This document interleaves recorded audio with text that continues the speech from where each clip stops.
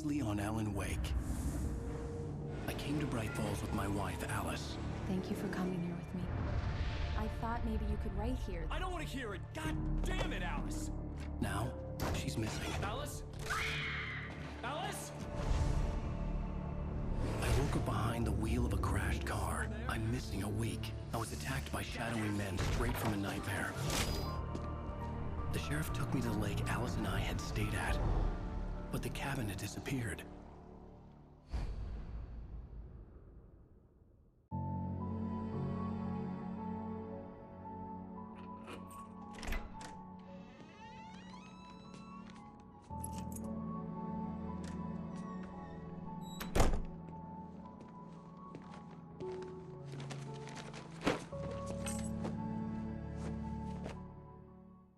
Honey, I'm home.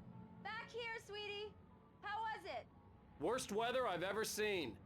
You should put some coffee on. It'll warm you up.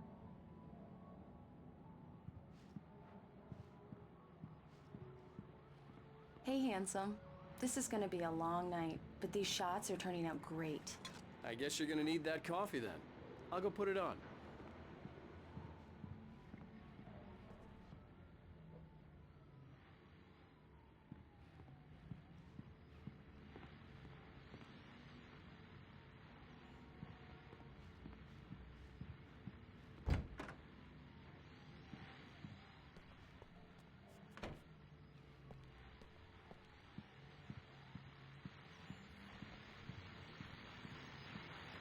The continuing freezing rain and heavy snowfall have necessitated a winter storm warning in the entire tri-state area.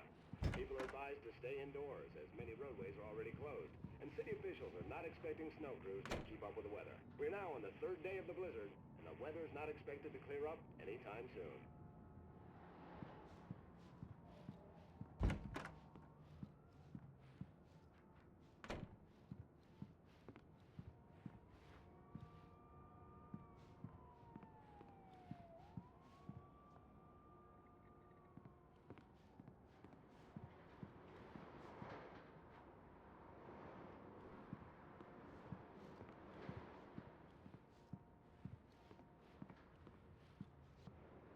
Coffee's on. Great, thanks. I'll need it if I'm gonna finish this by tomorrow.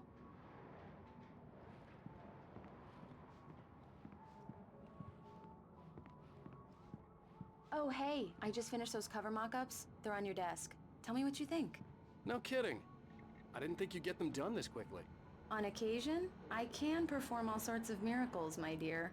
Oh, really? Well, you seemed to think so last night.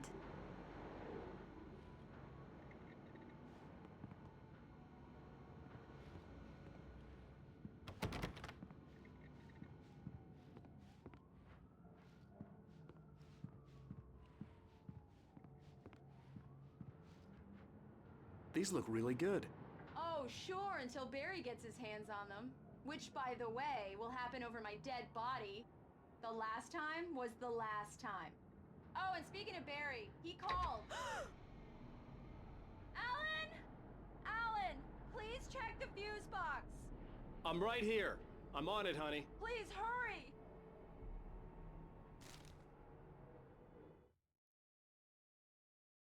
It's true what they say about the fall and the sudden stop at the end. I'd lain here in the snow while the lurid chain of scenes that had led me here kept playing in my head. A rerun of my own private snuff movie. A memory of my corpse. Alone at my own wake. Thinking in metaphors again. The femme fatale was gone. Only a sour taste remained of the kiss that killed me. This was a late goodbye. 13 years after I'd gotten my revenge, it had finally caught up with me. It had been a long time to bear the pain.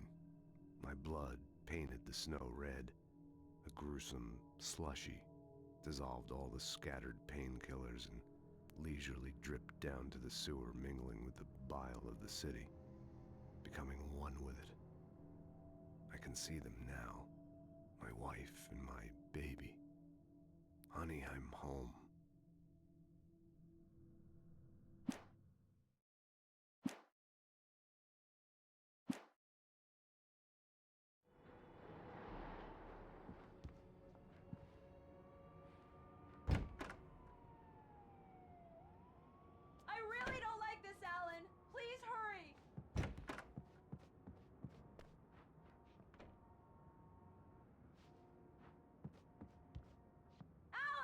Honey, it's a power outage.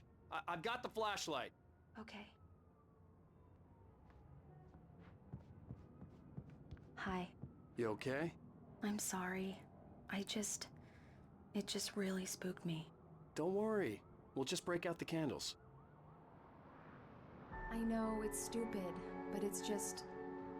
Especially when I'm not prepared for it, you know? It gets to me. I love you. Tell me a story, writer. Okay. I used to have these nightmares when I was a kid. The dark really spooked me, too. When it got really bad, my mom gave me this old light switch. She called it the clicker. The clicker, huh? Yeah. If I ever got scared of the dark, I could just flip the switch and a magic light would scare the monsters away. Oh, sure. Here it is. Alan. Maybe it'll help you, too. Yeah, nice story, writer boy. You made that up right now, didn't you? No. Seriously. I love you, even if you are a liar. Thanks for this.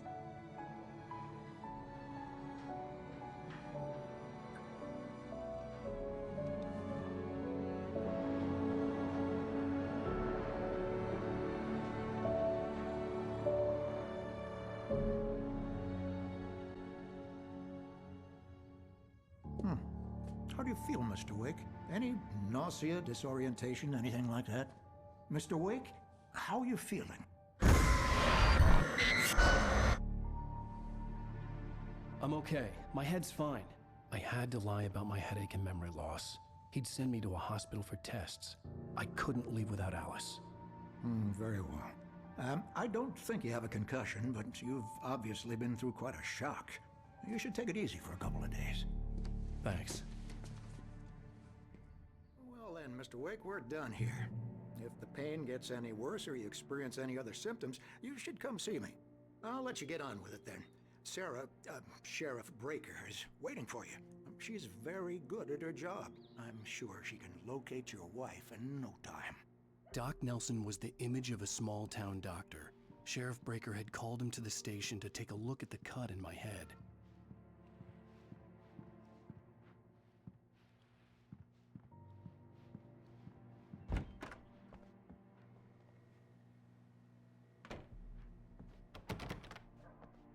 Thank you for testing the lights, Miss Weaver. Everything seems to be fine.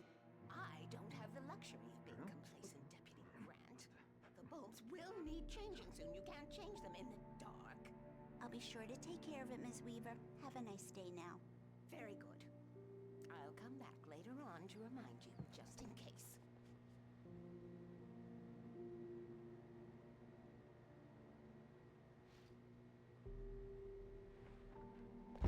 Come in, Mr. Wake.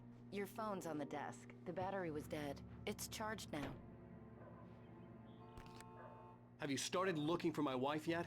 My men are already on it. Now, can you tell me what happened? I'm not sure. I can't remember. We were arguing. I walked out of the cabin. The cabin on Cauldron Lake? How did you end up at Stucky's gas station? I wanted to tell her what had happened last night, but I couldn't. She'd lock me up. Excuse me. I need to take this. Hello? Alan, please help me. Alice? Stop talking to the law. You'll do exactly what I say if you ever want to see your wife again. Who is this? Go to the back lot. There's a hole in the fence on the left. Look inside the junker. I left a little something there to convince you we're all on the same page here. After you ditch the cops, you're gonna meet me in Elderwood National Park. There's a spot called Lover's Peak. Midnight. Don't do nothing stupid, pal. We're watching you.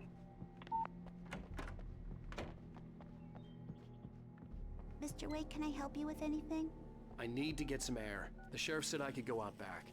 Of course, Mr. Wake. You can get there through the cell corridor. Just don't mind Walter in there. He's one of our regulars. Hey! I thought he'd quit drinking for good. Oh, no such... Alice looked through the viewfinder, lining up the shot. Cauldron Lake was breathtaking. Something caught her eye. A figure standing in the shadows behind the cabin, like a thin woman in a black dress. She lowered the camera and looked again. No one there. Just a collection of bushes that looked vaguely human-shaped. She shook her head and laughed. He went on a Bender and beat Danny pretty badly? He started shouting like that the moment he woke up. The goddamn... Hey, mister! Hey, can you turn the lights on? The deputies, they don't understand. Thank you, man, thank you. Hey, you're alright. You're a good guy. Don't let anybody tell you different. You know, I shouldn't even be in here. The cops, they got it all wrong. See, sure, I beat him up, but I wasn't drunk. I mean, I wasn't drunk at the time. I only got drunk afterward. Okay, listen, you gotta listen carefully now. Here's the kicker. That wasn't Danny. No, sir. It only looked like him. You wanna know who it really was? I'll tell you who it really was. It was a goddamn space alien!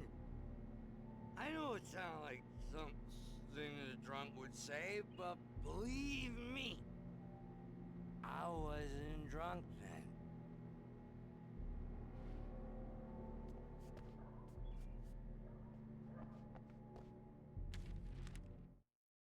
In spite of its human mask, to describe the Dark Presence as intelligent would have implied human qualities on something decidedly inhuman.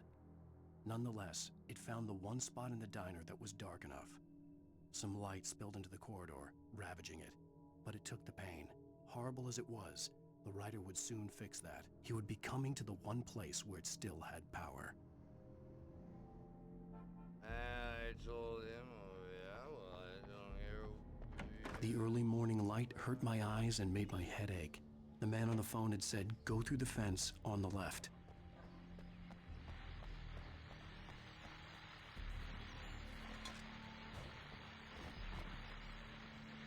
Well, folks, it's been another long night, and it's about time for me to sign off for a while. God knows I need my beauty sleep. Just one more item before I go. It's been a busy night for the Sheriff's Department. We've had a few broken windows, even a report of shots fired on Main Street. Deputies Mulligan and Thornton had to deal with two intoxicated young men who were celebrating the completion of their Deerfest float. Now, folks, we get this every year. I know it's exciting, the big day's almost here, but let's save it for the party and leave the gunplay for the shooting competition, huh? There's no point in getting all worked up yet.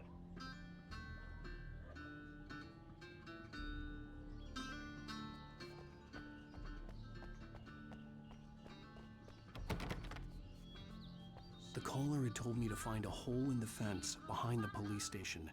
There was something for me in an abandoned car.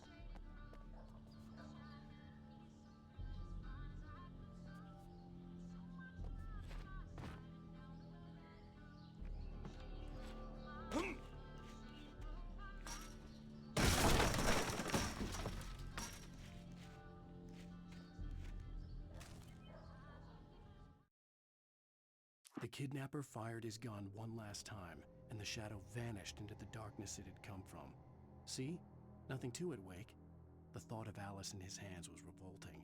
We stood on the wooden platform of Lover's Peak, the waterfall on the mountain behind us, the lights of the radio mast blinking red in the heights above.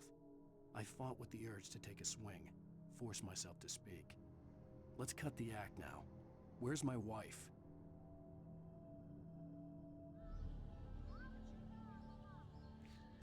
Alice's driver's license had been placed on the front seat. The caller meant business.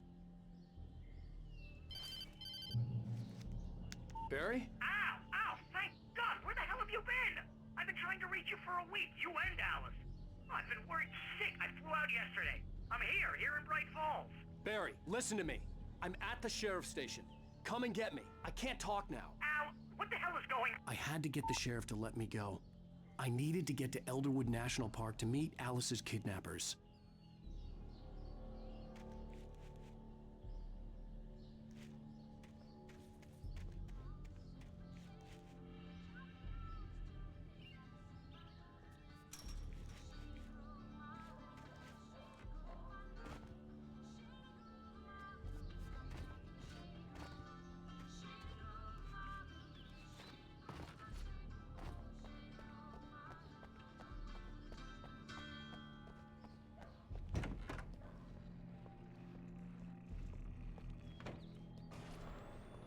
writer is a light that reveals the world of his story from darkness, shapes it from nothingness.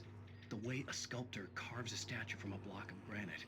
If I stop, the world I'm making dies. Darkness will reclaim it. It's a long, hard journey into the dark.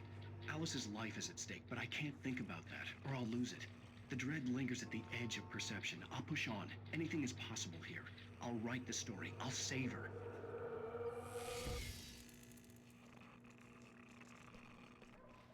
Marvelous, Sarah.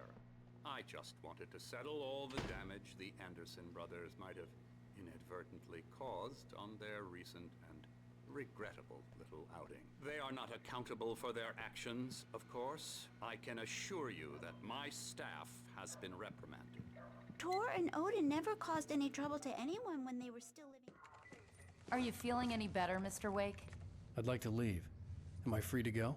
Well, we still need to talk about... Am I under arrest? No, of course not. But I need to know where you'll be staying so I can get in touch with you. I'd avoid the motel. The Majestic is known for its roaches. The cabins at Elderwood are pretty nice, though. That sounds perfect. I'm Dr. Emil Hartman.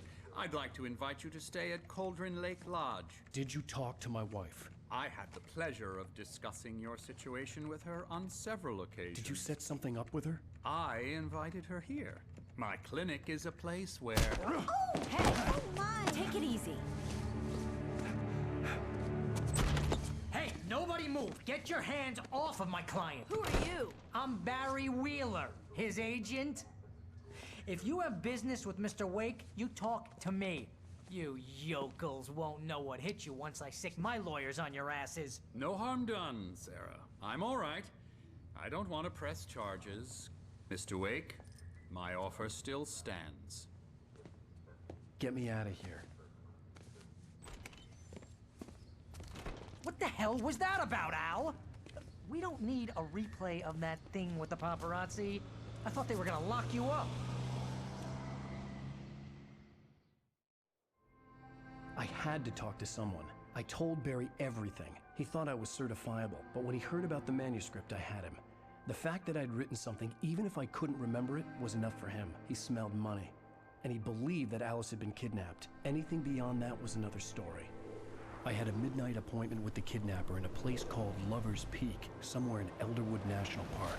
The plan was to rent a cabin. I don't like it, Al. I don't like any of it. It's not good. In fact, it's the absolute opposite of good. Mr. Wake! Barry, you found him! Hi, Rose. Oh, wow. I was just thinking about you, too. Great. I was just bringing Rusty some coffee. He's on the balcony, looking after Max. Poor thing. I really need to go. Great to see you again, Mr. Wake. Later! Who's Max? What an airhead.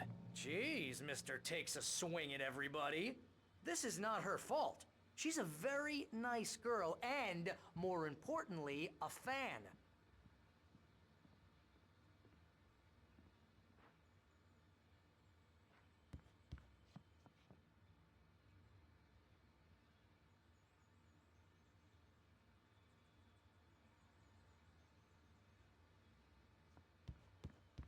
Seriously, Al, what you were saying in the car? Just listen to yourself. What, you shot a guy and his body just disappeared?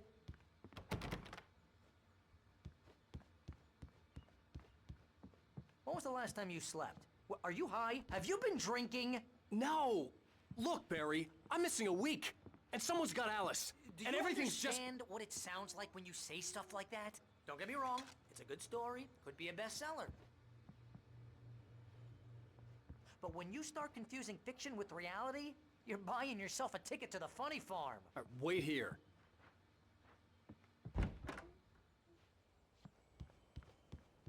Easy there, boy. I'm almost done. Hey, Rusty, right? You rent cabins. Oh, Mr. Wake. I'd shake your hand, but mine are kind of full here. Actually, I'm sorry about this. Would you mind grabbing the registration form from the desk?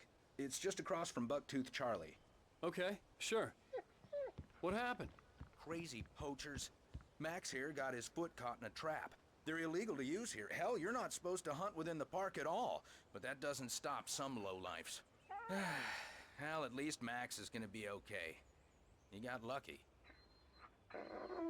Max is still groggy from the shot I gave him, and I'd rather not leave him alone just yet. The form's on the desk across Al, from the you mammoth can't just skeleton. go and meet a kidnapper. Those situations always end up in disaster. You gotta talk to the cops. She's my wife, and it's my call. Can we talk about this later? No, this whole thing Listen, you hit your head. I mean, geez, Al, come on. You gotta understand how crazy all this sounds. If you're trying to pull a joke on me, freak me out, it's working. Ha ha, let's have a laugh on Barry. Well, you had me going there real funny, Al. You can quit it now.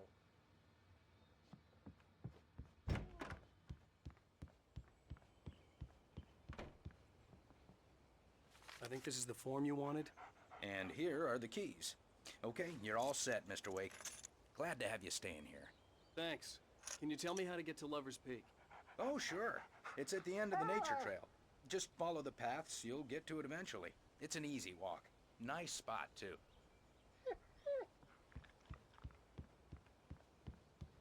Look, Al, you're asking me to believe that you shot a dude who went poof into thin air, a guy who was bulletproof until you pointed a flashlight at him.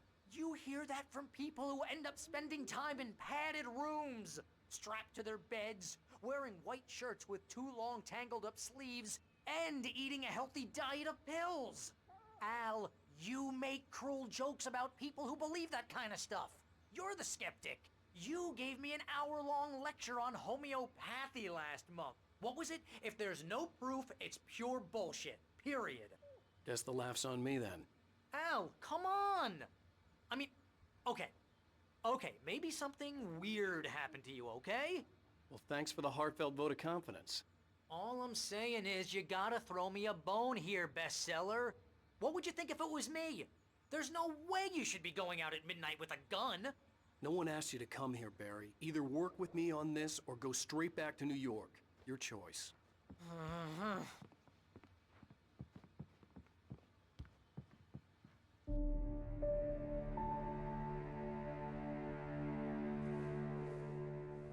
That's just crazy talk, Al. Al? We should go to the sheriff or call the FBI. Damn it, Barry, they'll kill her! This is not a goddamn debate, Barry. I'm going to Lover's Peak. He said to come alone. Okay then. I understand. You're my best friend and I'm worried that you're not right in the head. Tell me what to do to help and I'll do it. You stay here, and if I'm not back by morning, call the cavalry.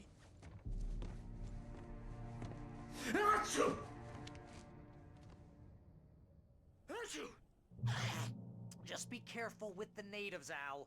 These yokels are dangerous. Everybody hates a tourist, or it'll be Deliverance all over again. Bless you.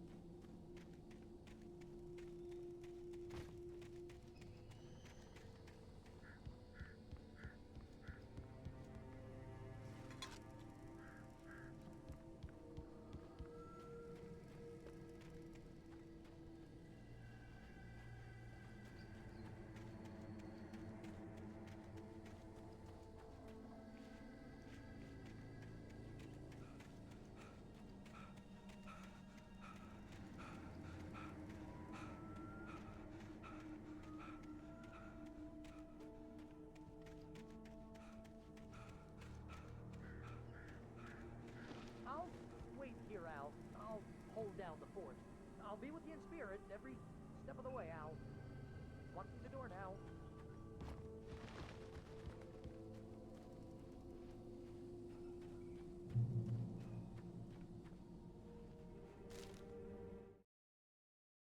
Barry had never gotten along with Alice, but he knew Alan loved her with an almost frightening intensity.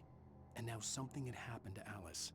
And here was Al armed with a gun and saying things people got put in padded cells for.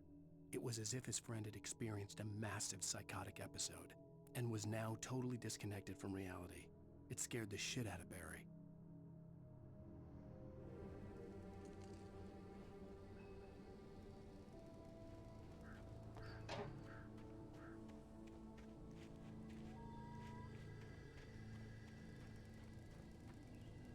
Barry had the keys to the car he rented. Wasn't a long walk to the visitor center, and it wouldn't be any use to me in the forest.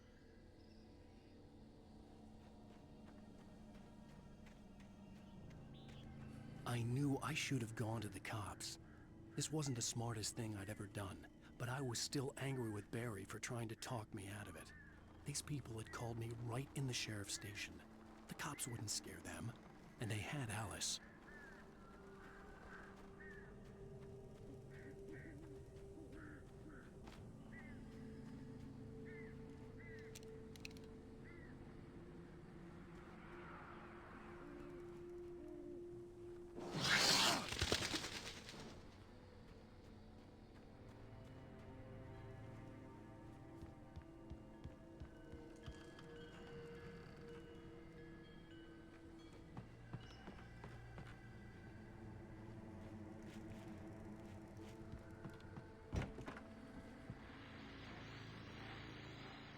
Welcome back to the show, folks. As promised, our very own Dr. Nelson has just parked his rear end in the studio. Doc, what's your Deerfest plan like?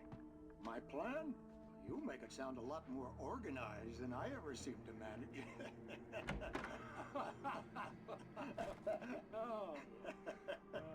No plan, really. Just taking the atmosphere. I'm getting a little too rickety to do much more than that, you know. Oh, tell me about it. No sack race for us older gentlemen, huh? Yes, exactly, Pat. But I'm going to check out the parade, of course. And I'll be one of the pie contest judges, too. Well, that takes a different kind of constitution. Oh, yeah. It's my kind of exercise. Now, Doc, seriously, you're in pretty good shape, though. You're the outdoors type. I know for a fact you're an avid fisherman. That's right. Matter of fact, just caught a heck of a largemouth bass early this morning. But you're not taking part in the fishing contest? No, not this year. See, Pat, I'm just not that competitive anymore. Now I just like to take my time and enjoy the peace of it. It's no fun if I need to worry about what I'm catching, you know? Well, considering your track record, the participants are probably pretty happy you feel that way. Well, Pat, that's kind of you to say.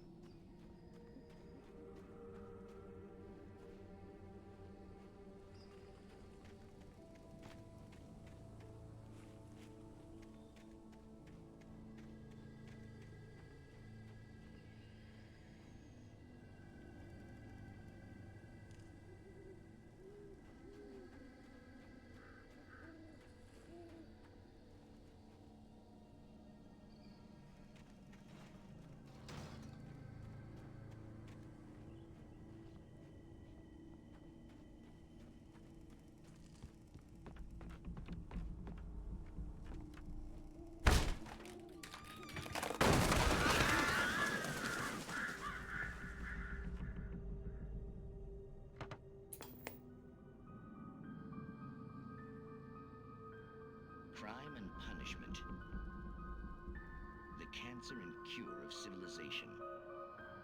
But some crimes are impossible to punish, especially in Night Springs. Tonight's episode, The Man in the Mirror.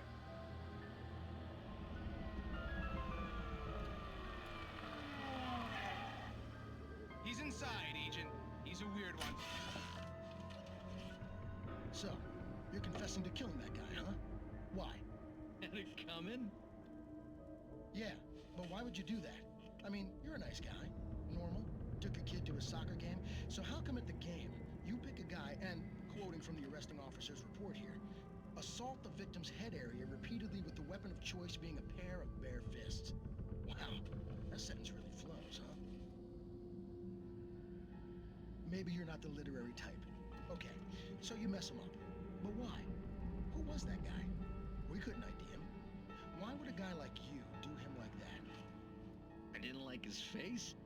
Well, you must have hated it, because you really went to town there. I mean, there's no way to tell what he looked like. No ID on him either.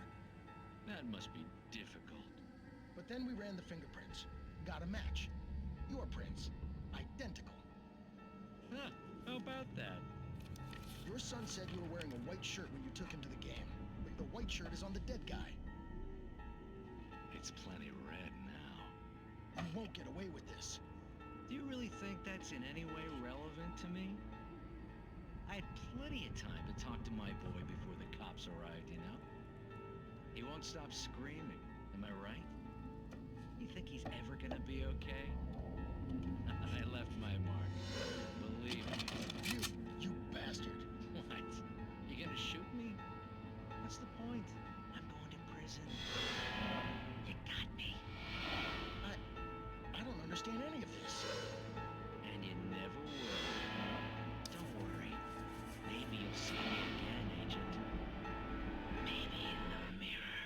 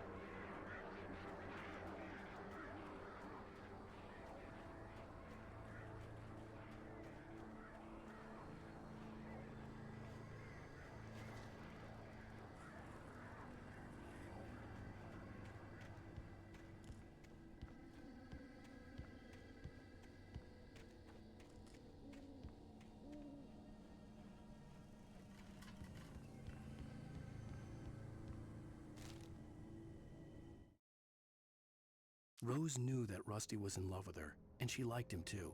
She liked him a lot. He taught her to dance, and life had certainly taught her the value of a man who was gentle. He treated her well, made her smile, made her feel good. But Rusty wasn't the prince of her dreams, and that tended to underline the unbearable truth. She was no closer to that Hollywood magic than he was.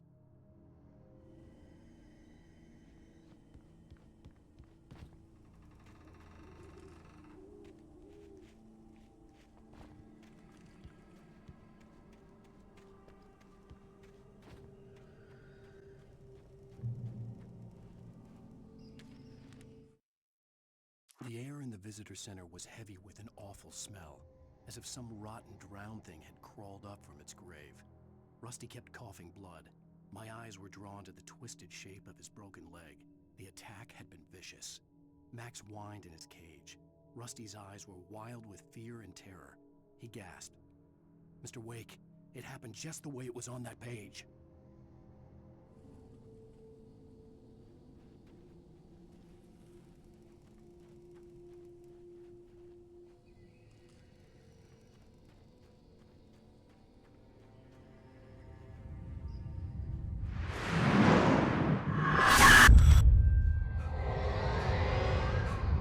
Vision left me weak. This was no head injury.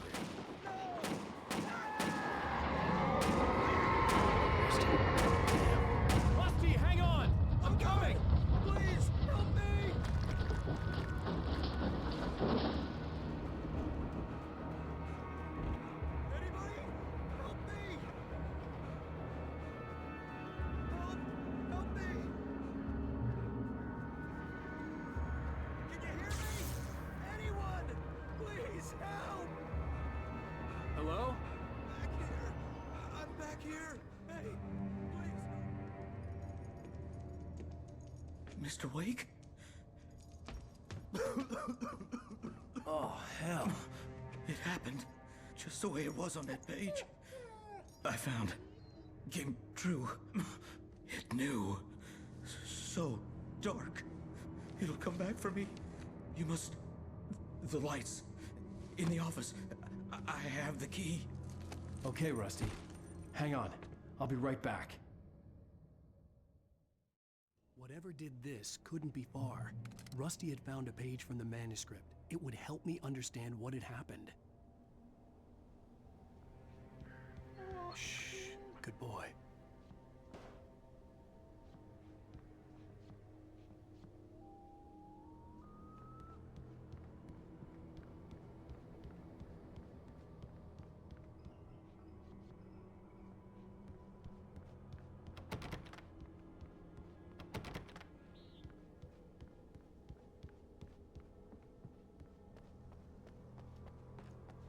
The only way to make sure that Rusty was safe was to get the power running and the lights back on. The visitor center was sturdy, but the impact turned the front of the building into splinters. Rusty was thrown across the lobby like a rag doll and hit the far wall hard. It didn't hurt until he tried to move and saw his leg bend the wrong way, felt the broken ribs stabbing him on the inside. Rusty howled in pain and fear, suddenly afraid to die alone.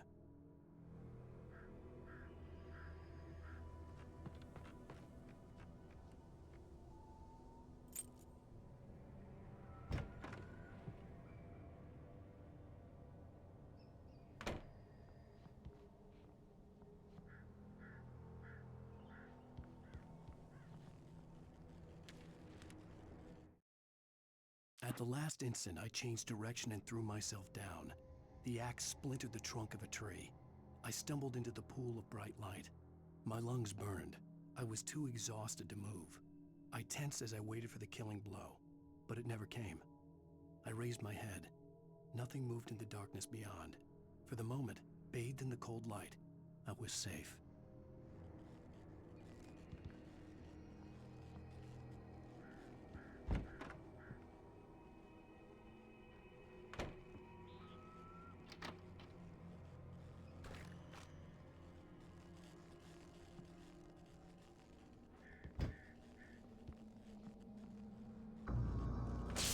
Too late. Someone had destroyed the circuit breaker. There was no way to get the lights back on. Rusty!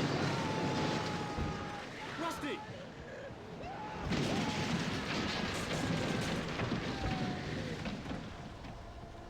The ground was covered with oily patches that looked like liquid darkness.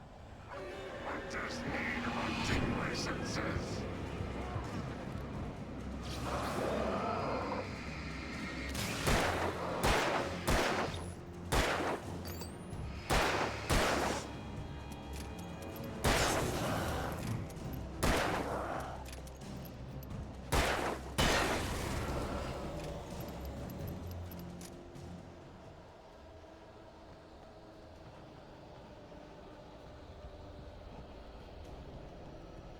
Something had torn a mammoth-sized hole in the wall.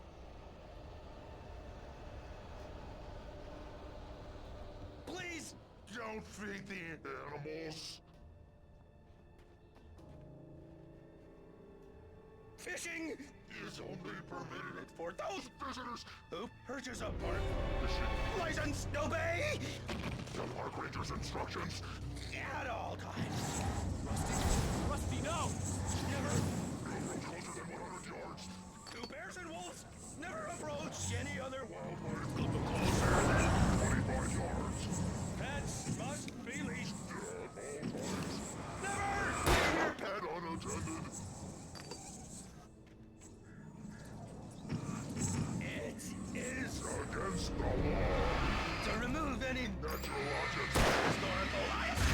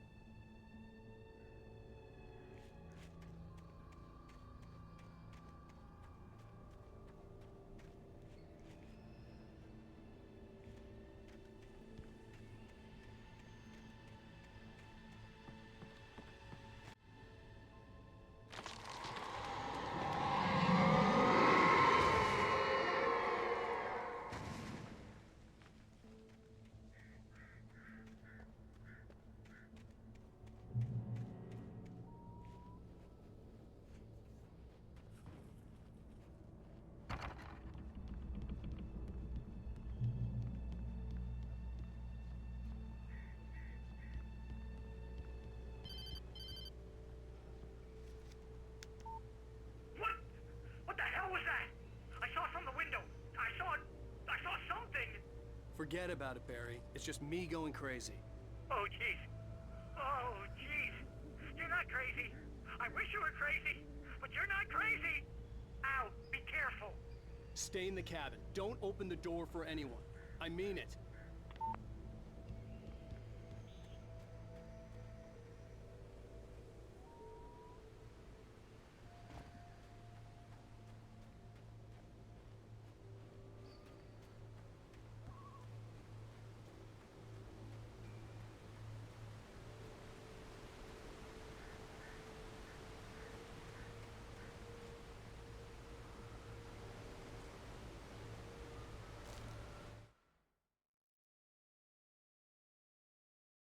In that last instant of consciousness, Rusty thought about Rose.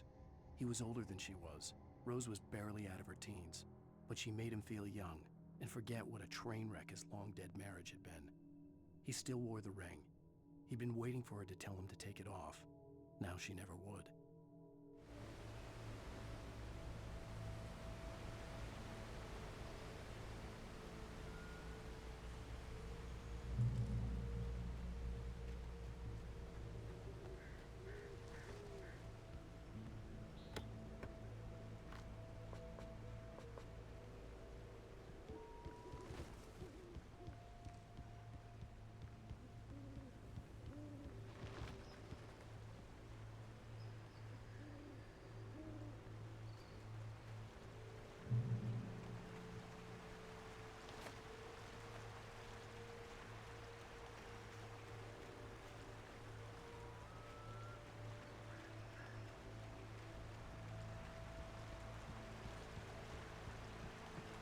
Lover's Peak was at the far end of the nature trail.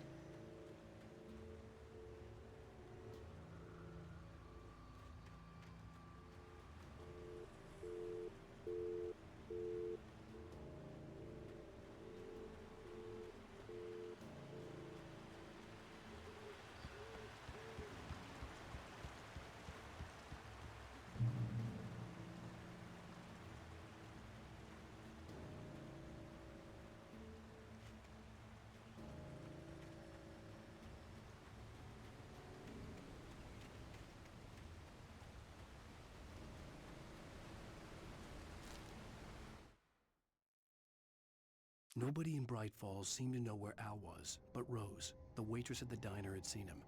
From what Barry could tell, Al pretty much fell off the face of the earth when he left the diner. Rose was just the kind of fan that Al hated, but she really tried to help. She was smart, too.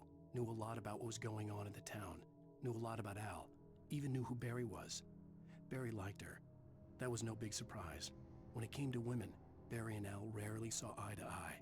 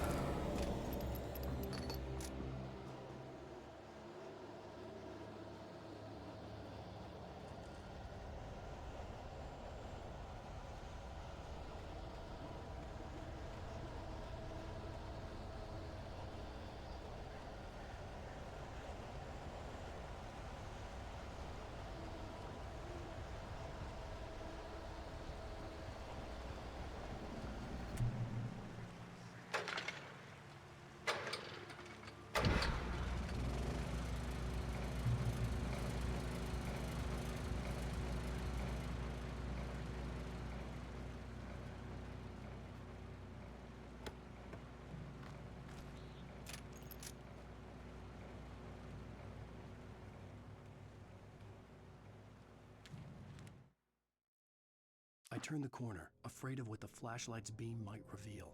Suddenly, a roughly painted symbol of a torch glowed in the light. Behind it, hidden by a rock, sat a battered metal trunk. It was here for a reason, packed with supplies, batteries, flares, ammo, things you need to make it through the darkness of the night. Something left behind by someone who knew what I knew, and more.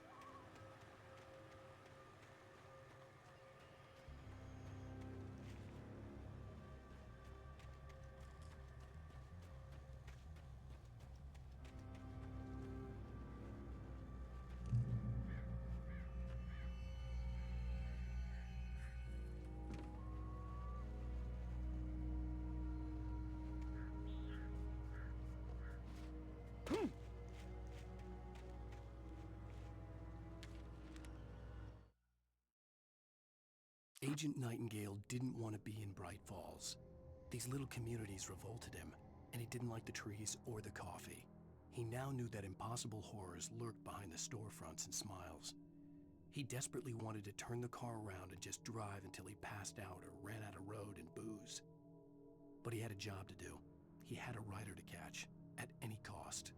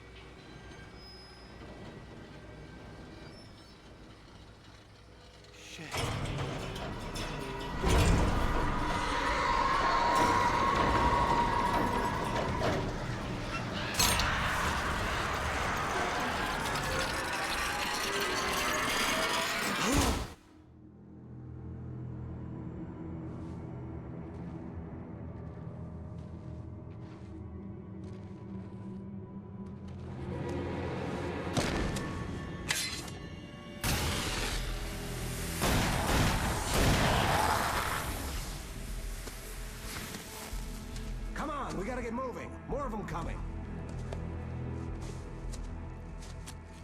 That flashlight's kid stuff. The flares will keep the bastards away.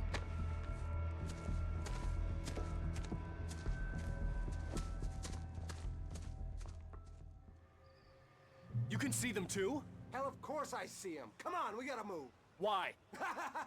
Because that's the way the story goes. Yeah, but... Let's move! I lost my gun back there. Oh, I've got a gun.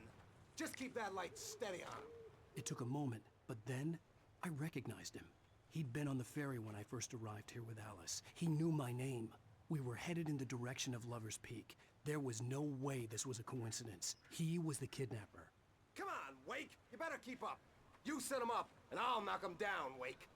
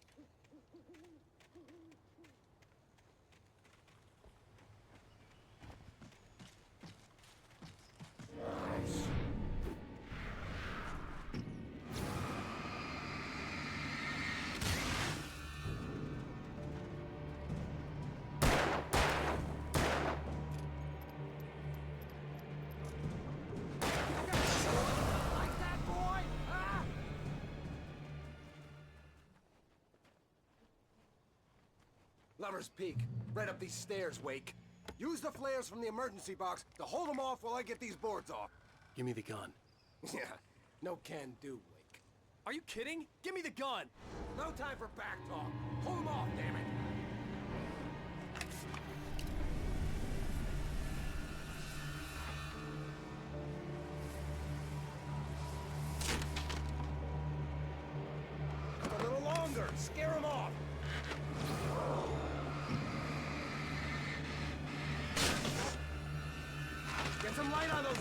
That'll keep them off us.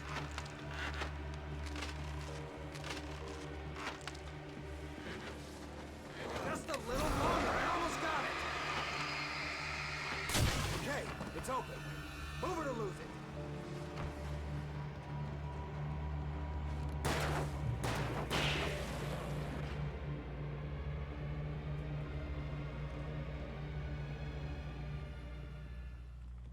Oh, you feeling better now, Wake? All cozy and safe.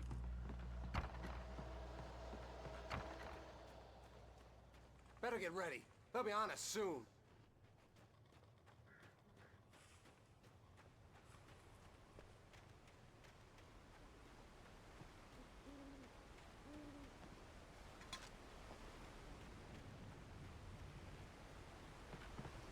This is it, Wake. The last stand.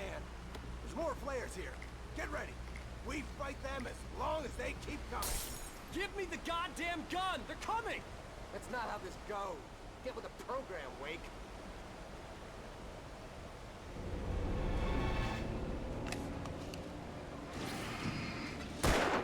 Bring it! Get some!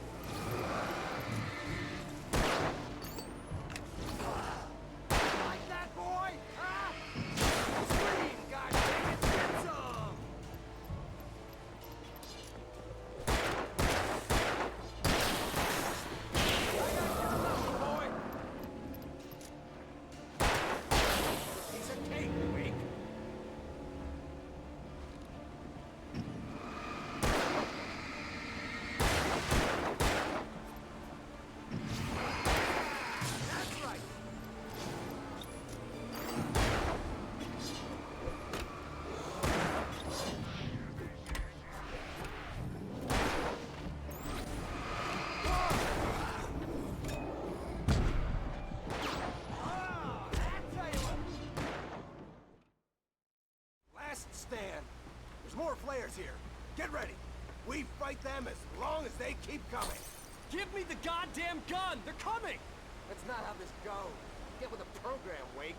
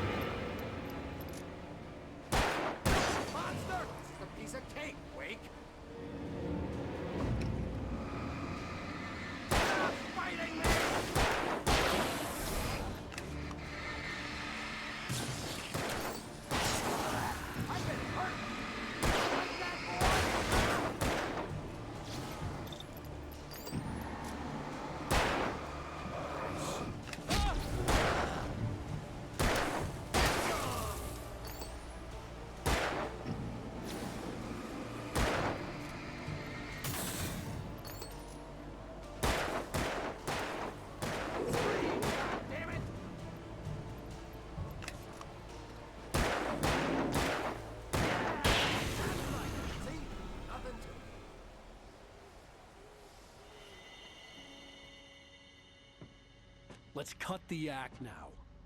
Where's my wife? I knew you were gonna say that. I read it all before. You're a hell of a writer. Congratulations.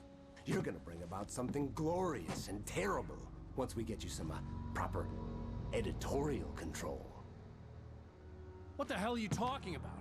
Where's Alice? I want the entire manuscript, or she's gonna suffer bad. You touch her mouth.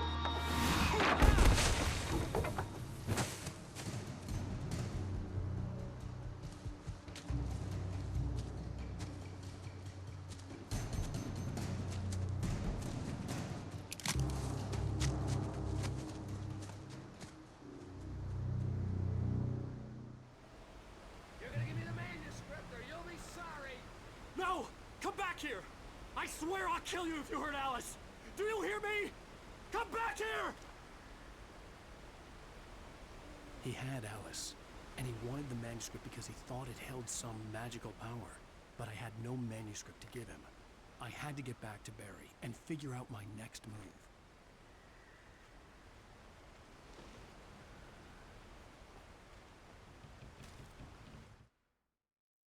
On more than one occasion, Alice had tried to explain to me how it felt to be afraid of the dark. To her, darkness wasn't simply the absence of light, but something more tangible than that. It was something you could touch and feel. Worse than that, it was something with a mind of its own, something malicious and malign. For her, things changed when they were wrapped in darkness. They turned into something else, something foreign, and nothing was safe or innocent anymore. I'd never really understood what she meant, until now.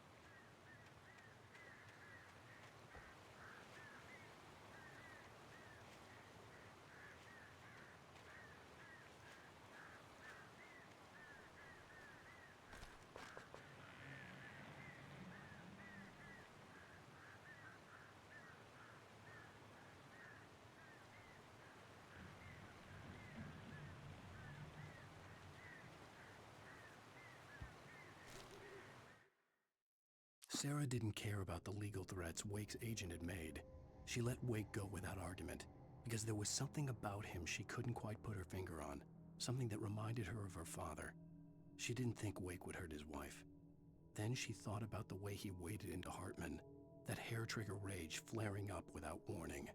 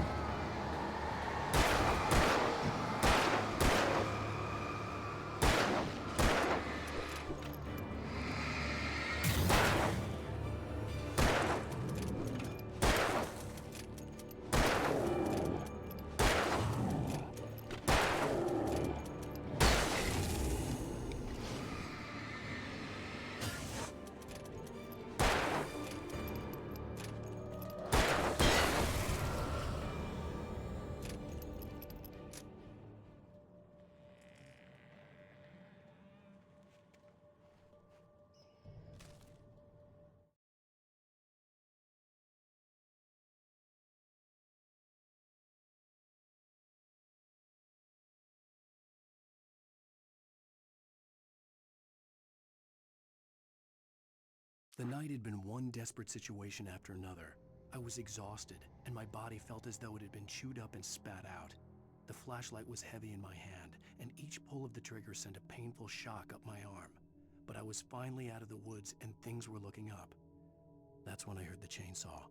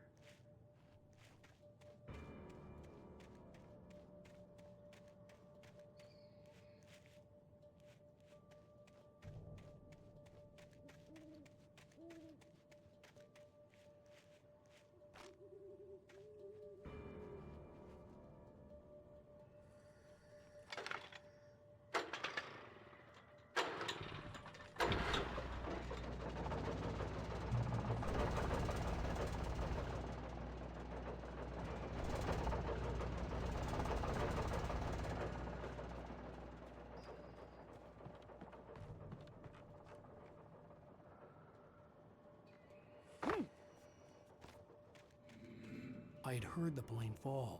It made no sense. It was clear that it had just fallen here, but it was very old and obviously hadn't flown in decades. Looking at it sent a shiver down my spine.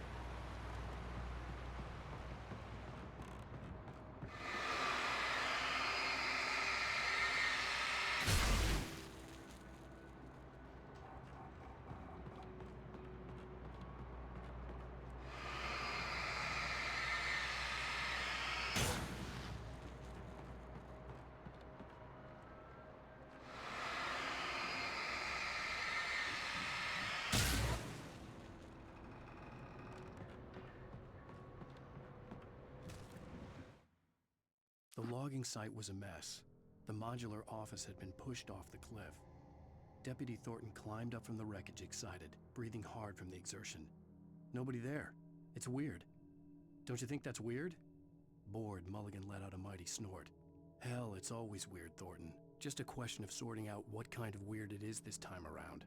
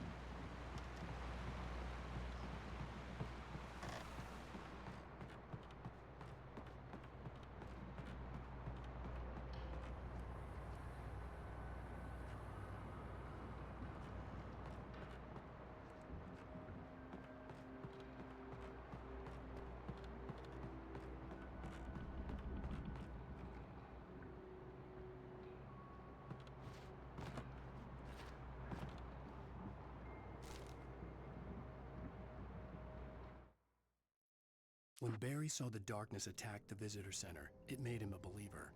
The men Al said he'd shot, they hadn't been just locals on crank.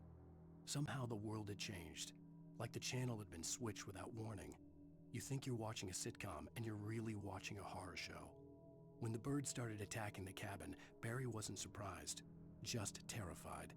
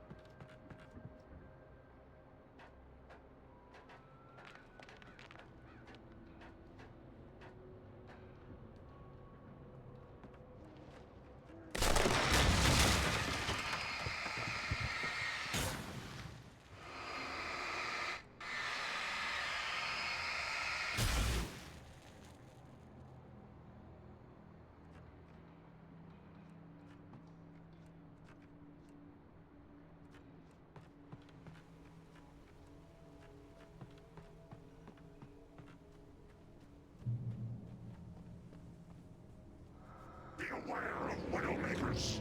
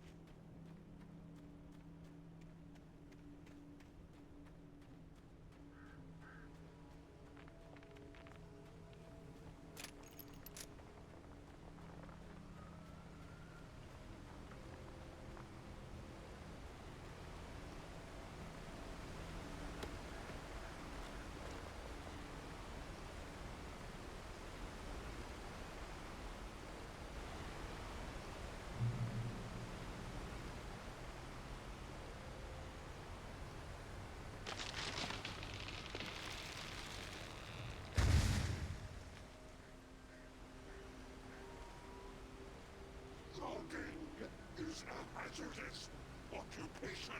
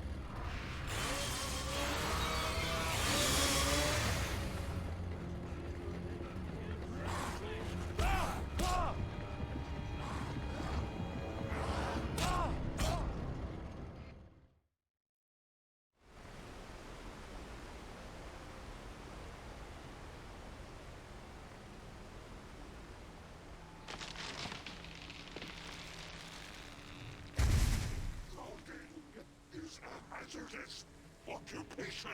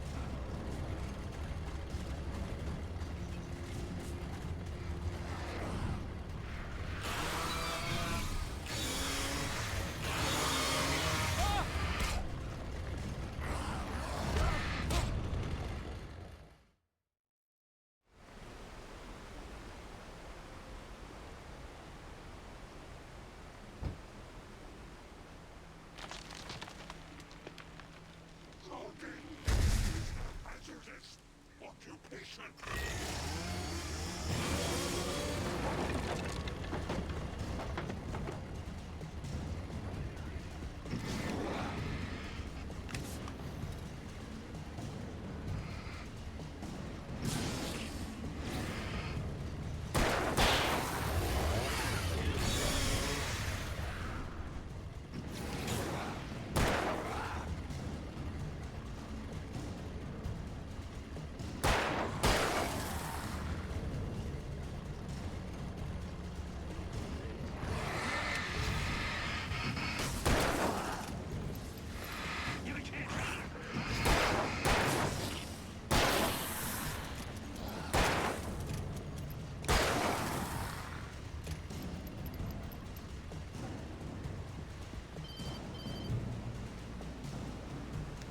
Barry? Ow! The porch is covered with birds. They've got old Hitchcock on me. Stay out of sight. I'm on my way. Don't open the door. What, am I crazy? Stay hidden. I'll be there soon. Just make sure you keep the lights on.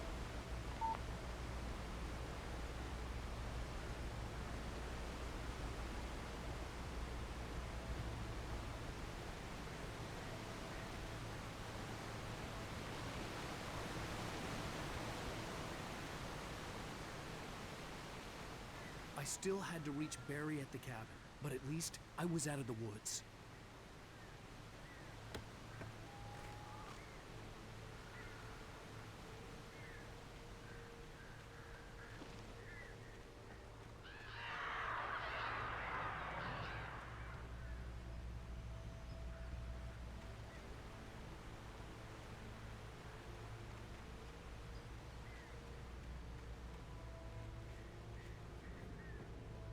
to get the car from the locked garage. It would get me back to Barry faster, and the headlights were a welcome bonus.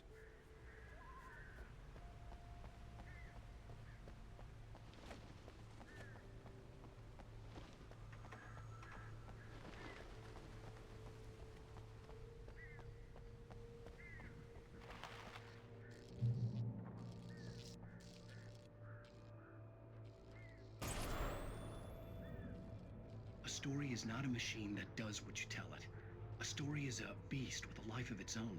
You can create it, shape it, but as the story grows, it starts wanting things of its own. Change one thing and you set off a chain reaction of events that spreads through the whole thing. The characters have to be true to themselves. The events need to follow a logic that fits the story. A single flaw and the magic is gone. The story dies. Alice dies. You can learn about me!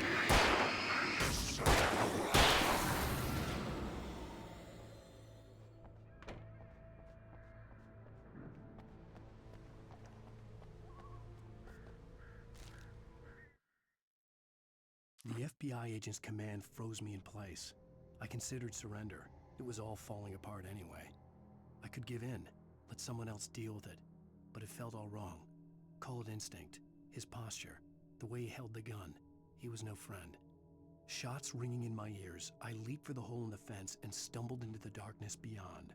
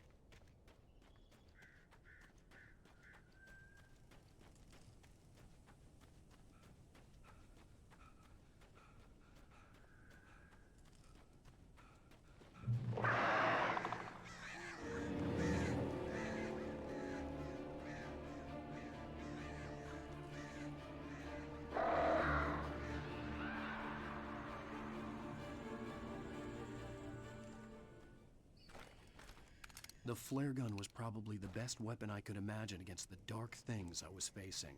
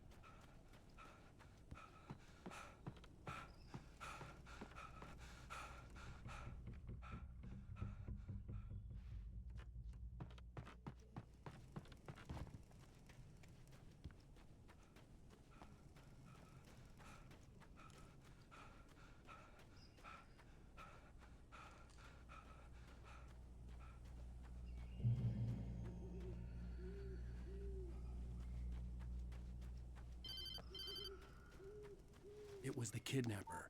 You son of a bitch! Where's my wife? Enough horseplay, Wake. You deliver the manuscript, and you can have your woman back. Simple as that. I don't... Listen. I'm gonna need time to finish it.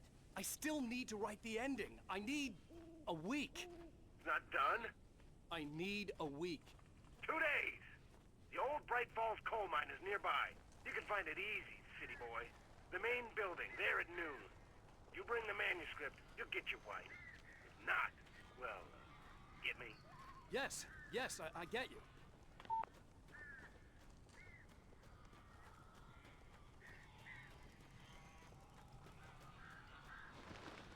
Barry had talked about birds over the phone.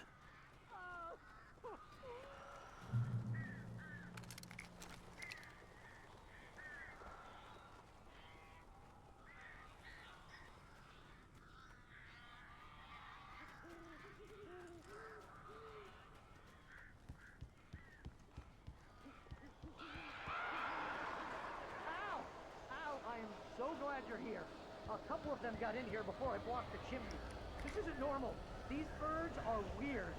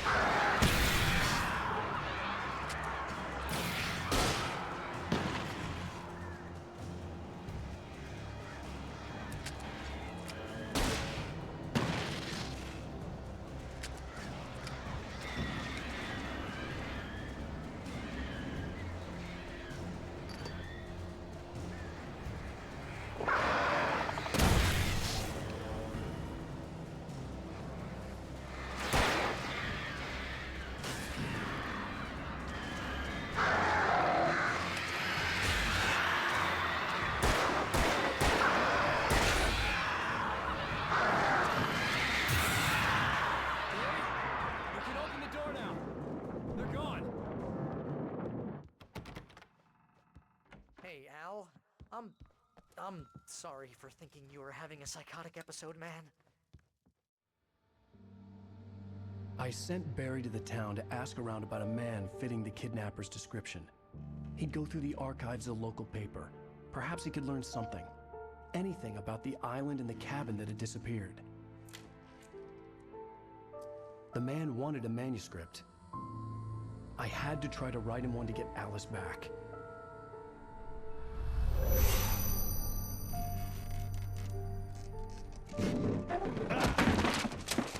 For me, the supernatural had always been nothing but a metaphor for the human psyche, a tool to use in writing fiction. Now, it was happening for real, and I couldn't put a single word on paper.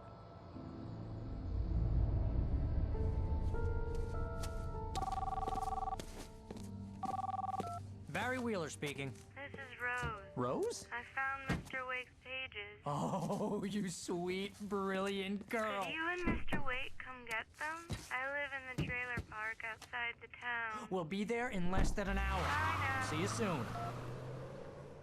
Have a great day. Hope you come back soon. Welcome to the Old Dear Diner. Good girl.